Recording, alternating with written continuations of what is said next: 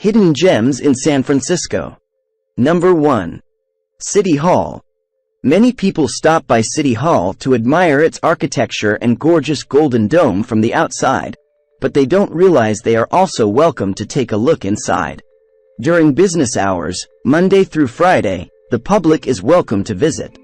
After you enter, you can take a look at the interior of the dome, from the first floor, and its beautiful marble staircase. You will also find the head of a 70-foot statue that was part of the last City Hall, destroyed during the 1906 earthquake and fire. It's a rare gem as this piece is the only part of the statue that remains. No one is sure where the original body is, but the head is on display inside City Hall. Number 2. Botanical Garden. The Botanical Garden in Golden Gate Park is an often overlooked attraction. This 55-acre gem houses thousands of plants from all around the world. Some of my favorite times to visit are during the winter months when the magnolias are in bloom, December-March, and in the late spring when several other flowers show their beautiful colors, April-May. This is a fun place to visit while seeing other attractions in the area, including the California Academy of Sciences, the Japanese Tea Garden, or the DeYoung Museum. Number 3. Octagon House.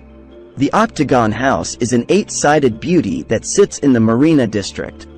Built in 1861, this historic structure was saved from destruction in the 1950s.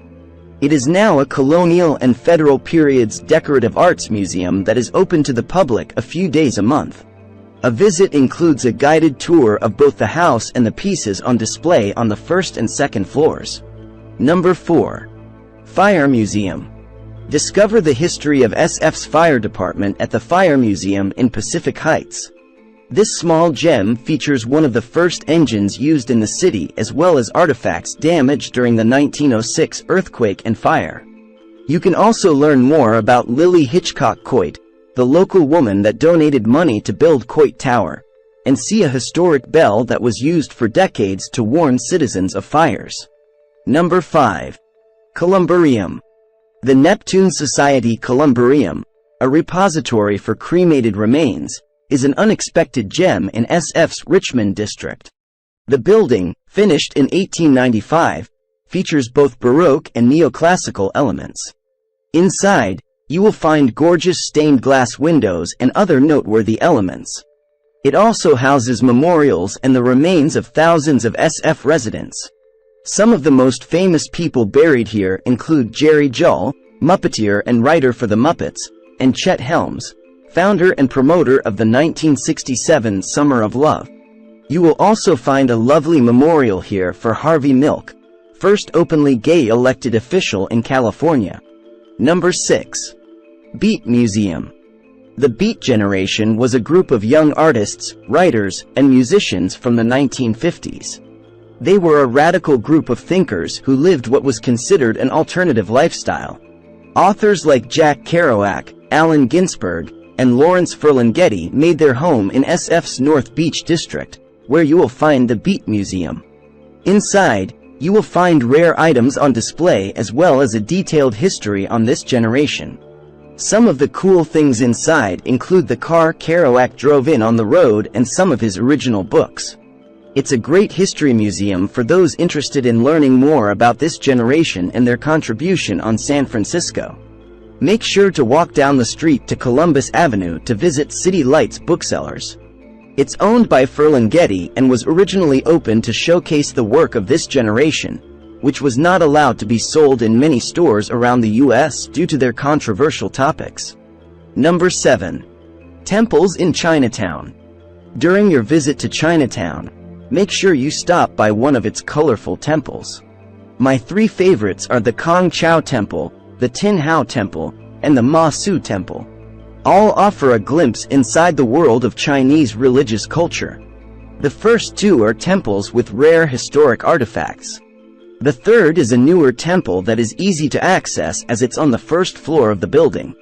The temples are free to enter. Keep in mind that they are sacred places for many local residents, so please be quiet and respectful during your visit. Number 8. 16th Avenue Stairs. Another one of my favorite hidden gems in San Francisco is the Mosaic staircase at 16th Avenue and Moraga. The stairs were tiled by the local community as part of a neighborhood project. There are 163 steps, and the pieces on each one come together to create a beautiful piece of art. It's quite a way off the beaten path, but worth a visit if you get the chance. In addition to this lovely set of stairs, you will find dozens of others around San Francisco. Right around the corner from the 16th Avenue tiled stairs are the hidden garden steps. You'll find additional options on my list of my favorites. Number 9. Coastal Redwoods in San Francisco. You will find coastal redwoods all along the western coast from Big Sur all the way north to the state line. There are dozens of parks with a large concentration of these trees. Many of the most well-known are Muir Woods and Humboldt Redwoods State Park. If you don't have time to see these beauties at one of the dedicated parks, you can take a sneak peek at them without having to leave the city. One location within San Francisco is Transamerica Redwood Park on the eastern side of the pointy Transamerica building, boasting about 50 mature redwoods. Another is along the Filbert Street steps. You will find a couple on the southern side of the steps near Darrell Place. Number 10. Camera Obscura. The camera obscura is a large optical device that preceded the camera and photography. It was originally built in 1946 as part of the Playland amusement park on the Pacific Coast. The outside structure was redone in 1957 to resemble a camera, but the interior stayed the same.